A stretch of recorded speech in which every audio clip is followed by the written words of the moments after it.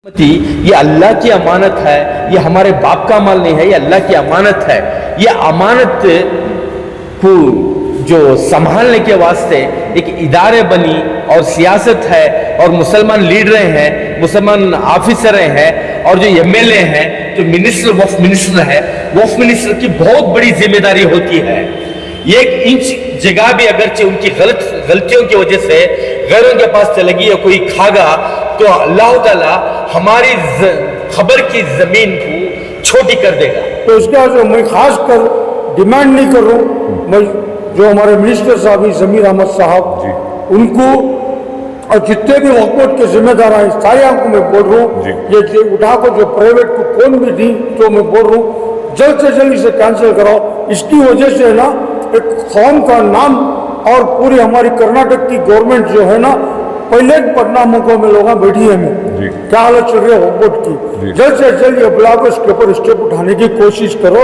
नहीं तो ये छोटी चीज चिंगारी है, ये चिंगारी है, छोटा बैतुल माल जो प्राइवेट को घर को दिया तनवीर के नाम से चिंगारी है। चिंगारी आपको बेंगलुरु नहीं पूरे कर्नाटक में आपके सरकार फैल गया। Thank you. अस्सलाम वालेकुम रहमतुल्लाहि व बरकातहू। आप देख रहे हैं बेंगलुरु अखबार। कुछ दिन पहले आपने देखा था कि किस तरह से बेंगलुरु के शिवाजी नगर का जो तारीखी बैतुल माल है, इसकी हिफाजत के लिए हमने एक वीडियो बनाया था जिसमें यहाँ के जो अब केयर टेकर हैं अयाज, उनसे हमने इंटरव्यू किया था। यहाँ का जो छोटा शादी माल है किस तरह से गैर कानूनी तौर पर कोई भी गवर्नमेंट रूल प्रोसीजर को फॉलो ना करते हुए दे दिया, इसके खिलाफ हमने आवाज उठाई थी। इसको आगे बढ़ाते हुए इस कौम की जायदाद को कौम के लिए हिफाजत के लिए बात करते हुए मेरे पीछे आप देख सकते हैं बेंगलुरु शहर के शिवाजी नगर के नहीं, कर्नाटका के एक जानी मानी शख्सियत यहाँ पर बैठे हैं।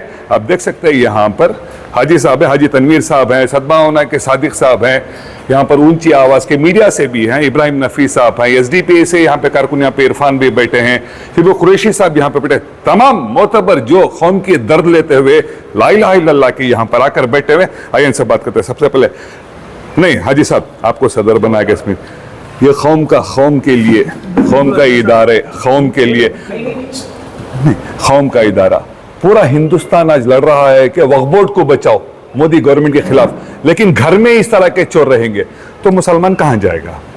सबसे पहले तो बिस्मिल्लाह रहमान रहीम जी। मैं घर पे बैठा था, मैं आज से 8 दिन पहले जी जी, तो यहाँ पर जो केयर टेकर जनाब अयाज साहब ने मुझे फ़ोन किया, क्या हाजी साहब तुम्हें बैतुल माल, तुम्हें छोटा बैतुल माल तुम्हें ऐसा ले लिया कटेना तुम्हें और बॉक्स से गया।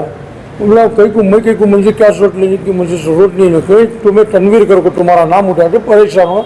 उसके बाद हमारे सादिक हुए, हमारे शेफू हुई, ये सादिक हुई, पूरे मुझे दोस्ता मेरा फ़ोन फ़ोन करो को बोले मुझे हाजी साहब 2 मिनट का से तुम्हें लोग आ जाओ, तुम्हें थोड़ा खास कर आ जाओ कि तो तनवीर करो तुम्हें रिंग कर को हम ना बोला। मेरी ज़िंदगी में मैं कभी ऐसा काम कराया नहीं, कौम का इदारे का ये अल्लाह की प्रॉपर्टी है, अल्लाह की प्रॉपर्टी। तो इसके वास्ते मैं सादिक भाई को, अयाज भाई को, या जितने भी साहिबान 100-200 आदमियों के करीब जम गए हुए खुला सबके सामने बोल रहा हूँ, मुझे ये सब चीज़ों की जरूरत नहीं। और जो वक्फ बोर्ड वाले जो काम करी, जो चेयरमैन रहने कौन भी रहने, ये जायज़ वाला काम नहीं है, ये बिल्कुल जायज़ वाला काम नहीं है। मेरा नाम इस्तेमाल करी तनवीर करो, तनवीर भाई को ले ला, कहीं को तो अयाज की भी तनवीर की दोस्ती वैसी है, अयाज उठा को तनवीर को दिया ला करो, ऐसा बातें उठी। ठीक है जी, छोटा बैतुल माल। सर हमारे साथ एक नौजवान लीडर है शबू कुरैशी साहब, जब भी कौम का कोई भी मसला आता है ये करते हैं। सर बैठिए आप। ये जो छोटा शादी महल है 3000 रुपए में, 4000 रुपए फ्री में भी दिया जाता है उन लोगों के लिए जिनका ख्वाब होता है शादी महल का, पैसे नहीं, अगर ये दे तो गरीब तबका जाएगा किधर? अस्सलाम वालेकुम रहमतुल्लाहि व बरकातहू। ये मसला ये हमारा तुम्हारा इसका नहीं है, ये कौम का मसला है।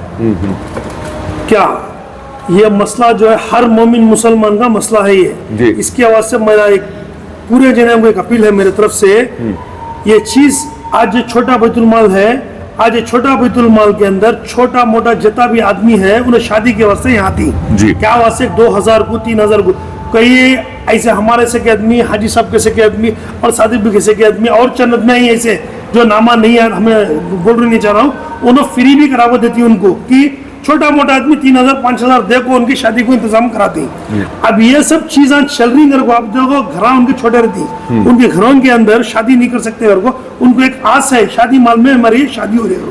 ऐसे छोटे शादी बैतुल माल के अंदर शादियां हो रही, आज ही तुम्हें उठा को अग्रीमेंट दे को सबको तुम्हें भाड़े को दिया ले, तो छोटा आदमी कहाँ जाना शादी करने वास्ते। हमारे साथ सद्भावना एक ऐसी ऑर्गेनाइजेशन है, आपने देखा होगा कुछ दिन पहले जब एक होटल में रेस्टोरेंट में किसी ने कलमे के खिलाफ, इस्लाम के खिलाफ जदोजहद की, उसको जेल भेजकर दोबारा वहां पर जाकर कलमे का खिता लगाकर इस्लाम का झंडा ऊंचा लहराने वाले हैं।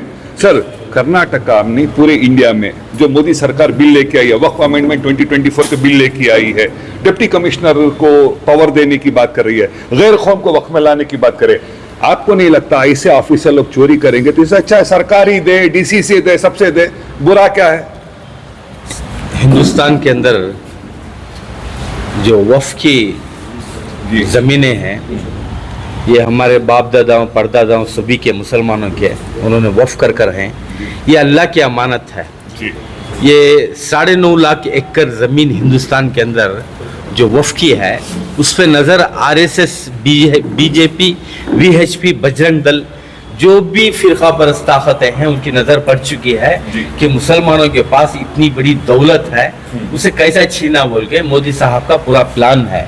ये जो वक्फ अमेंडमेंट एक्ट जो बनाकर हैं, उसमें गैरों को इसमें ये कर अगरचे हमारी ज़मीन वक्फ की है, हमारे बाप दादा की 200 साल 300 साल 400 साल पुरानी वो ज़मीन है, तो उसके सिलसिले में अगरचे हमें ये करना बोले तो वो हमें प्रूव करना पड़ेगा कि ये हमारे इसकी है बोलकर। इसमें इन्वॉल्वमेंट जो गवर्नमेंट का हो जाता है तो उस वक्त जा सकते हैं, वक्फ के ज़मीनें पूरे हमारे वापस जा सकते हैं, वो छीन सकते हैं। तो ये हालात हिंदुस्तान के चल रहे हैं और परेशान है, जो तकरीबन 30 करोड़ मुसलमान परेशान है। ये वक्फ की जो 9.5 लाख एकड़ जो ज़मीन है, अगरचे गैर गरीब के ऊपर, मुसलमानों के ऊपर इस्तेमाल हो गया तो हर गरीब के पास एक घर रहेगा, उतनी ज़मीन है। लेकिन आज हमारी बदकिस्मती, ये अल्लाह की अमानत है, ये हमारे बाप का माल नहीं है, ये अल्लाह की अमानत है।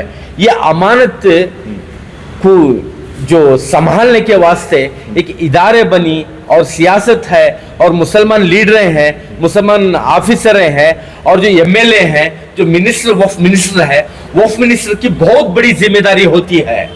एक इंच जगह भी अगरचे उनकी गलतियों की वजह से गैरों के पास चलेगी या कोई खागा तो अल्लाह ताला हमारी खबर की जमीन को छोटी कर देगा, खबर तंग कर देगा।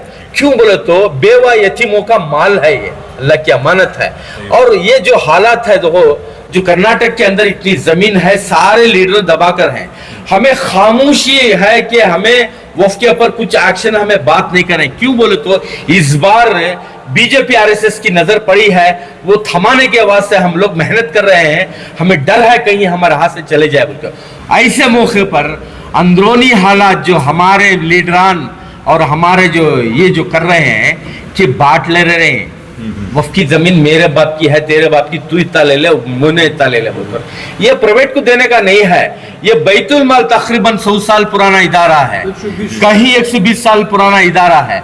और मुझे मालूम पड़ा कि हम लोगों ने जो यहाँ तो बाहर सारे कर्नाटक में तवज्जो दे रहे हैं, यहाँ पे ऐसा चल रहा है। हमें परसों मालूम पड़ा कि ये वक्फ के ऑफिसर ने, वक्फ का चेयरमैन ने उठाकर प्राइवेट हमारे हाजी तनवीर साहब को दे डाला बोलकर मालूम हुआ। हमें मालूम होते परेशान हो गए हम लोग। अरे हाजी साहब, तनवीर साहब तो ऐसा नहीं कर सकते। गौर गरीब पे खर्च करने वाला कैसा एक बैतुल माल पे नजर डालकर बैतुल माल प्राइवेट लेके लोग कैसा चलाते हैं बोलकर हमें आज बात कर फोन करे हाजी साहब को, तो एकदम गुस्से से बोले, मैं बोलता हूँ ना, अपने यतीमों बेवाओं का गोश्त नहीं खाता मैं, जिन्हें लेके प्राइवेट चलाता है उसमें पैसा कमाता है, मुर्दार खाने के बराबर होता है, वो काम मैं नहीं करता। बोले बड़ी अच्छी बात है।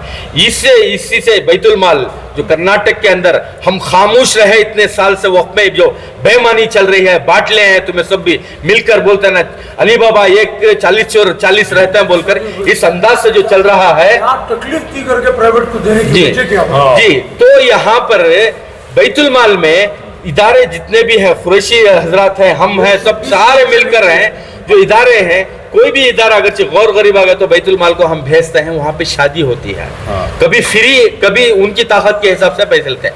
छोटा बैतुल माल तो कितने की बार फोन करके जो पुराने जिम्मेदार थे उनको बोलकर हम फ्री करा कर हैं। अरे 5 लाख रुपए 50,000 रुपए लेके दे दिए तो किसके बाप का माल है ये? गरीब का माल कैसा दे सकता है? इनको कौन पावर दिया? अगर ये गलतियां करेंगे तो सारे घोटाले उठा के डालेंगे, कांग्रेस के जितने भी हैं, जितने दबा कर है वो सब डालेंगे। और एक बात, ये जो है प्राइवेट हरगिज नहीं दे सकते। अगर से प्राइवेट दे रही बोले तो 10 लाख रुपए हम देते हैं एक शादी महल को, 2-2 लाख रुपए हम किराया देंगे, हमको सबको दे दो, बांट के दे दो, हम सब तैयार हैं, हमको दे दो। ये कैसा दे सकते हैं? ये हमारे साथ यहाँ पर नौजवान लीडर भी है। भाई साहब, वक्फ या वक्फ बोर्ड कोई मदरसा मस्जिद का देखें बूढ़े लोग ही जाते हैं, नौजवानों को वक्फ के बारे में नॉलेज ही नहीं है, इसलिए सिर्फ खौफ है। बेदारी कैसे लाएंगे? नौजवान को कैसे बताएं? असल बेदारी जो है ना, एक मिंबर रसूल उलमा अकरम के प्लेटफॉर्म से, और दूसरा सही मुसलमान सियासतदान जो आज एमएलए हैं, काउंसिलर्स हैं, इनके अंदर नौजवानों को लेने की सलाहियत है ना, सोशल एक्टिविस्ट या सोशल वर्कर्स, इनको जज्बात में लेके आना, वो भी नहीं करते हैं।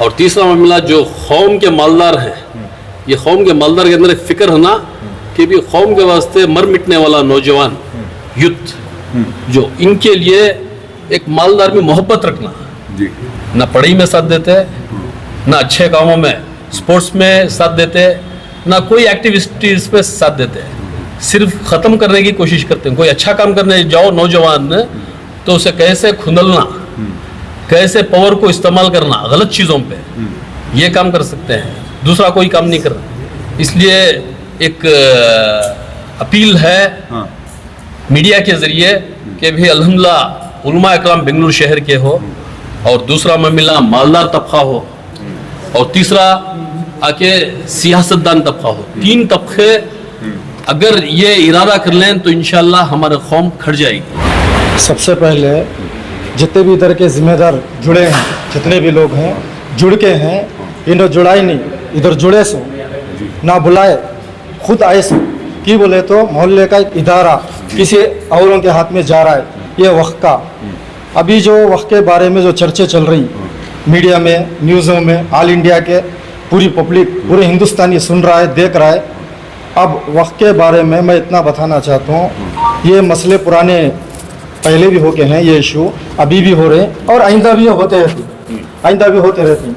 मैं 2 बात ये मीडिया के ज़रिए से बोलना चाहता हूँ, 2 ही बात। पहली बात, मुस्लिम लीडर जितने भी थे पहले वक्फ बोर्ड के अंदर और अब हैं और आइंदा भी, कोई उम्मत मिल्लत कौम के बारे में, यतीम बेवा, कोई भी मुस्लिम गरीब के बारे में आज तक सोचा ना सोचेंगा, नहीं सोचेंगा। और दूसरा मैसेज मैं लोगों को, मोहल्ले के लोगों को, बच्चों को, यूथ को, नौजवानों को ये उजागर बेदार करना चाहता हूँ, ये बोल को कि जैसा वोटिंग के दिन कांग्रेस को वोट देना, कांग्रेस को वोट देना, कांग्रेस आना करके जो निकले, ऐसा ये इदारा बचाने के वास्ते खुद पूरे हैं कि मोहल्ले के आना, ये मेरी इल्तिजा है, मेरा एक मैसेज है। पहला मेरा आपसे सवाल ये है, अभी जिस तरह सादिक भाई कह रहे थे, इस लीगली किस तरह से बिना कोई कानून को फॉलो करते इसको दिया गया है, ये एक। दूसरा, कुछ दिन पहले हुबली में हमने देखा कर्नाटका के वक्फ मिनिस्टर जमीर अहमद खान का स्पीच था, बद्दुआ दी उन्होंने वक्फ बोर्ड क्या है उन लोगों को जो चोरी करते हैं कि कीड़े पड़ के मरेंगे। अब यहाँ पर वही मसला के खड़ा है, और इस मशवरे का नतीजा क्या करने वाले हैं?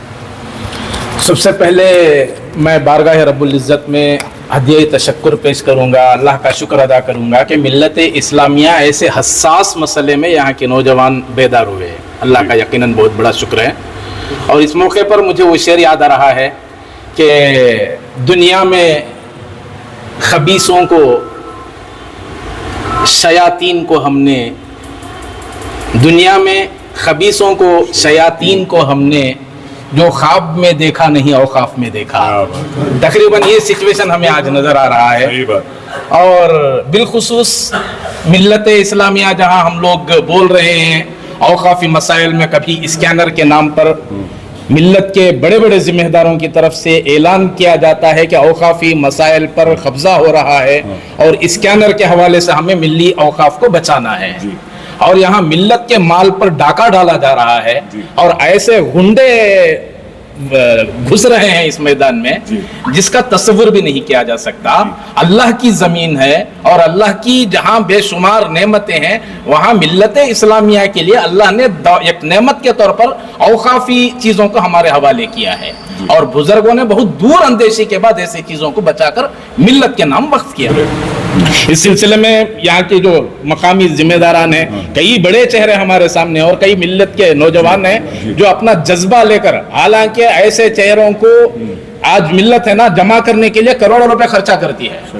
यकीनन मिल्लत का एक हसास मसला था और इनके दिल में एक दर्द था मिल्लत के औकाफी मसले को हल करने के लिए, औकाफी जमीन को बचाने के लिए जमा हुए हैं। और यहाँ यह फैसला लिया गया है कि अगर जुमा तक एक डेडलाइन दी गई है, अगर जुमा तक इस मसले को हल नहीं किया गया तो फिर यहाँ सर्कल पर इसका पुरजोर एहतजाज किया जाएगा और उसमें इस पूरे इलाके के न सिर्फ नौजवान बल्कि हो सके तो यहाँ खवातीन भी शरीक हो जाएंगी, बच्चे भी शरीक हो जाएंगे और उसमें से ऐसे बुजुर्ग भी जो जिनकी यहाँ शादियां हुई हैं अगर वो जिंदा हैं तो वो भी यहाँ शरीक होंगे। इस तरह का फैसला लिया गया है। Thank you. तो फाइनली इस पूरी मीटिंग का जोड़ ये निकलता है कि ये तय पाया गया है कि अगली जुम्मा 27 तारीख के सितंबर से पहले अगर वक्फ बोर्ड डिसीजन नहीं लेती है इस डिसीजन को कि जो प्राइवेट पार्टी को जो रेंट पे दिया गया वापस लेने का, तो अगली जुम्मा नमाज के बाद, जुमे की नमाज के बाद 5 बजे असर को यहाँ पर एक बड़ा एहतजाज होगा। मैं भी एक छोटा सा शेयर कहकर इस बात को खत्म करना चाहता हूँ। इसी माहौल को लेकर, ना संभलोगे तो मिट जाओगे हिंद के लोगों, तुम्हारी दास्तान तक भी ना रहेगी दास्तानों में।